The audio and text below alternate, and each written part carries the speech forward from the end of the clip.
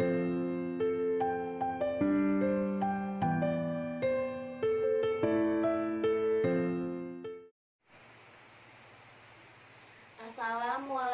warahmatullahi wabarakatuh. Perkenalkan, nama saya Nur Rahmania, mahasiswi dari Universitas Budi Luhur, Fakultas Ekonomi dan Bisnis, Program Studi Manajemen Keuangan, dengan NIM 20315102447, kelompok D1, mata kuliah Manajemen Strategi, yang dimana dosen pengempunya adalah Bapak Dr. Muhammad Mabrur Taufik, SAG, SEMM.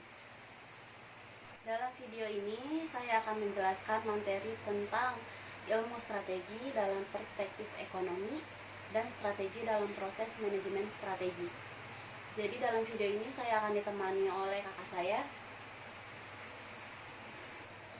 Dalam bab 1 ini, kan judulnya pengantar ilmu strategi dan ekonomika. Pasti memiliki beberapa manfaat dong. Nah, coba jelaskan beberapa manfaat yang didapat dalam mempelajari strategi dan ekonomika menurut Ade. Baik, akan saya jelaskan. Jadi manfaat belajar strategi yaitu yang pertama, kita dapat mengambil keputusan besar yang dihadapi organisasi dalam melakukan suatu kegiatan bisnis berkaitan dengan konsistensi dan menciptakan suatu keunggulan bagi perusahaan atau organisasi. Nah, yang kedua, belajar strategi juga dapat meningkatkan kemampuan perusahaan dalam mencegah masalah. Yang ketiga, dapat membuat perusahaan akan bisa melaksanakan seluruh aktivitasnya secara lebih efisien dan efektif. Yang keempat, dilibatkannya karyawan dalam penyusunan formulasi strategi perusahaan atau organisasi yang dapat berpengaruh positif bagi perusahaan, yaitu meningkatkan motivasi kerja karyawan.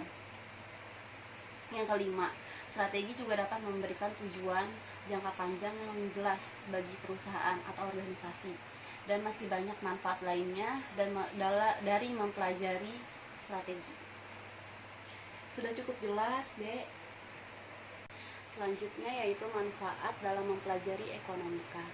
Yang pertama, dalam menganalisis pengambilan keputusan, baik yang dilakukan perorangan ataupun secara organisasional, analisis ekonomika dapat digunakan untuk mengetahui elemen kunci dari proses yang dijalaninya.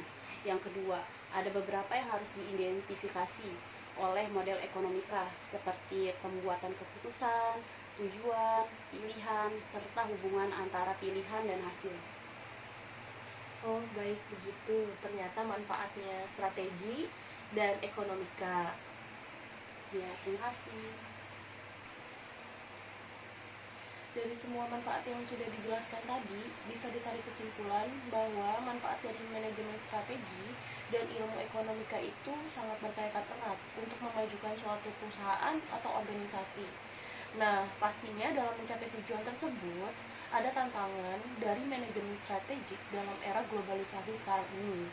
Jelaskan apa saja tantangan manajemen strategik dalam era globalisasi tersebut. Baik, akan saya jelaskan. Jadi globalisasi itu merupakan pertukaran pandangan dunia, produk, pemikiran, dan aspek-aspek kebudayaan lainnya.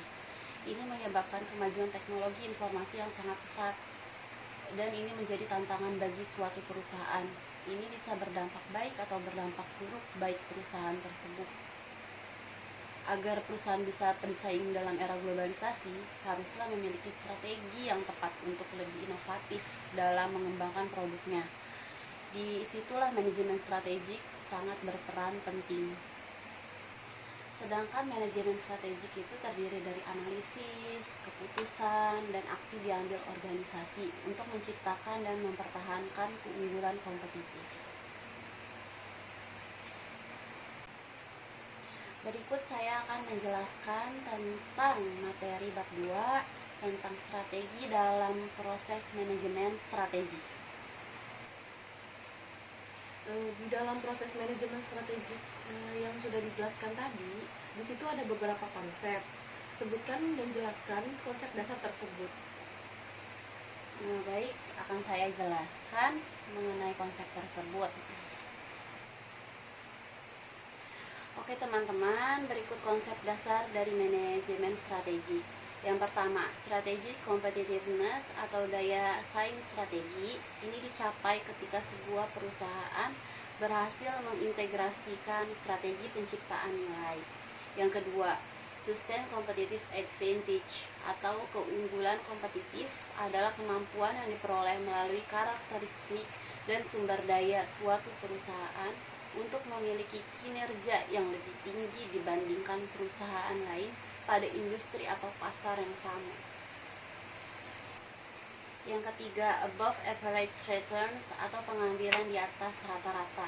Berarti investor mendapatkan hasil yang melebihi apa yang mereka harapkan dari investasi lain dengan resiko yang sama.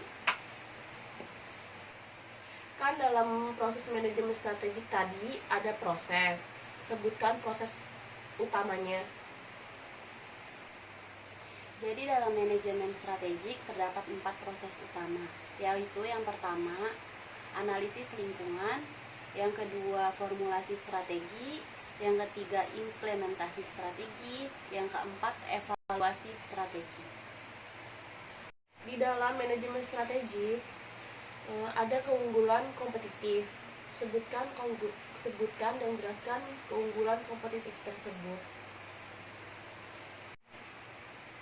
Jadi keunggulan kompetitif itu adalah suatu perusahaan yang memiliki keunggulan kompetitif ketika perusahaan tersebut mempunyai sesuatu yang tidak dimiliki pesaing, melakukan sesuatu lebih baik dari perusahaan lain, atau mampu melakukan sesuatu yang tidak mampu dilakukan oleh perusahaan lain. Oke, sekarang saya akan menguraikan 3 model alternatif untuk meraih keunggulan kompetitif. Yang pertama, model organisasi industri. Yang kedua, model berbasis sumber daya. Yang ketiga, model gerilya. Selanjutnya, tahapan-tahapan keunggulan kompetitif model tersebut apa aja sih? Yang pertama, tahapan model organisasi industri.